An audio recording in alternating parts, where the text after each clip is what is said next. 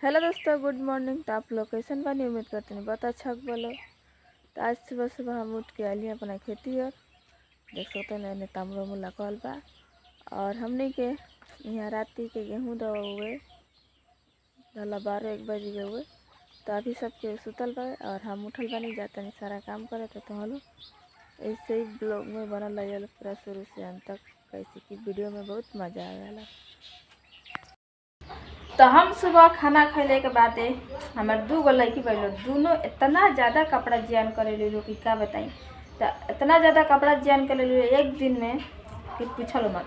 तो हम उन लोग के सारा कपड़ा धो के देख सकते हैं इन्हें डाले बनी और इतना ही ज़्यादा कपड़ा हो चला ना क्या बताई।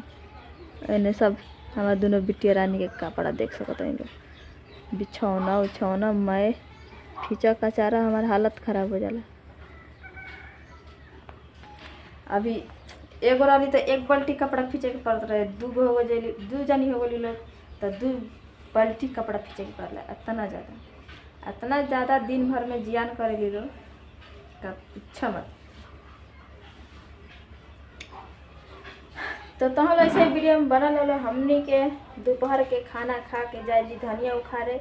तो तहाँ लोग के देखे के मिली हमनी के धनिया कैसे उखाड़ते जा और कैसन भइल बा और कितना रोपले बनी जा। तो ऐसे ही पूरा ब्लॉग में बनल रही लो। हम चलनी खाना खाए तो हियाँ खातर शिवानी खाना और हमनी खाना खा ले के बाद जाए जी धनिया उखाड़े ना शिवानी। और हम खाना खा ले बनी देख सकते हैं लोग। और हम पानी भात खा लेनी है इतना ज़्यादा मार्चे डाल देनी कि हमके तीते लग गई। और यहाँ शिवानी खातर दाल भात हाँ ना शिवानी। कहाँ जेब कहाँ जेब खाना खा के कहाँ जेब धनिया उखाड़े। हेने हमने के मुर्गी है ई वाला जौन मुर्गी बा ना माने मुर्गा ई खस्सी बा।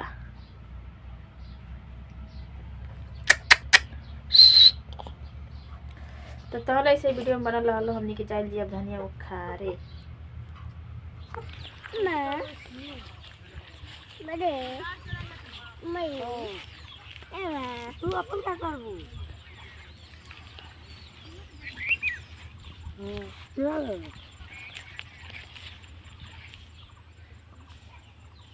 देखा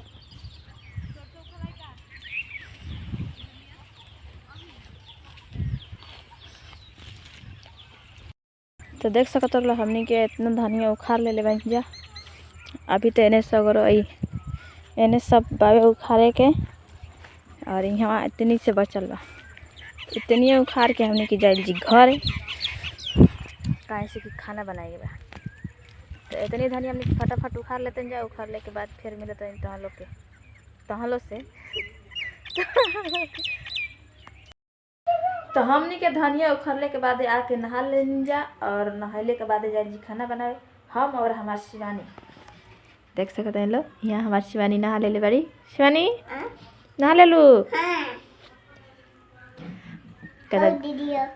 कदा दोस्तों हम नहा लिए कह देव हम नहा लिए कदा लाइक करो तक लाइक करो।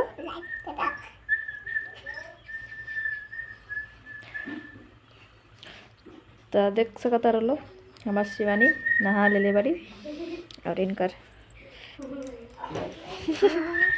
झपड़ी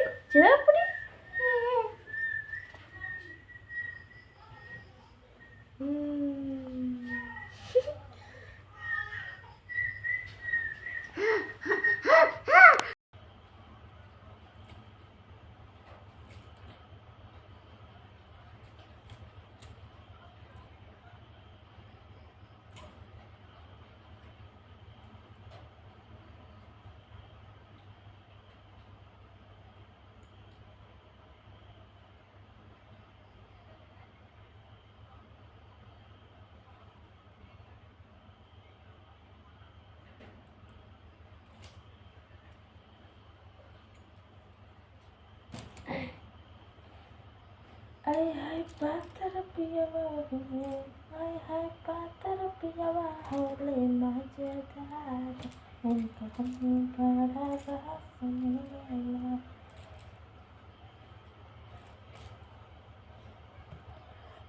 तो हम खाना वाना खैले के बाद अनी अपना रूमे में, और रूमे में अले के बाद सोचनी तनी नाच ली का, कैसे कि नाचे के मन करता ला।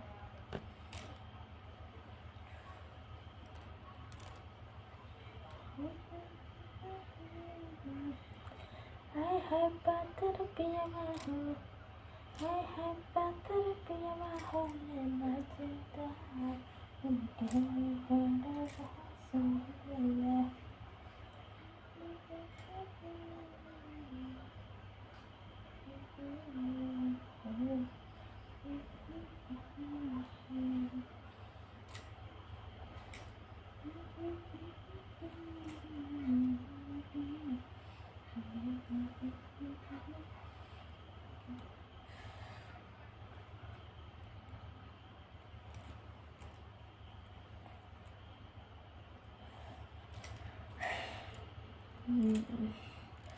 नहले बनी कबे के, और हमार चूल अभी ले सुखाई लेके। और आज हम कैसन लगाते हैं कमेंट करके जरूर बताइए। सुंदर लगाते हैं।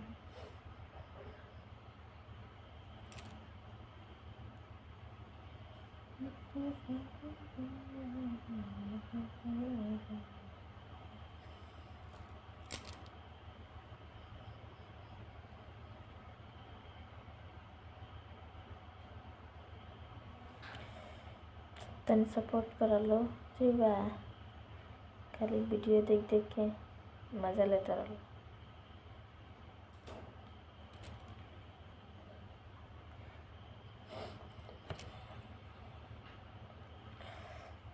तो हम खाना खाने के बाद आगे नहीं सकते। और तो हम लोग के वीडियो कैसन लगल है कमेंट करके ज़रूर बताइए। और वीडियो अच्छा लगल है तो लाइक करिए लो, चैनल के सब्सक्राइब करिए लो। मिला जी फिर दूसरा ब्लॉग में, तब तक के लिए बाय बाय, गुड नाइट।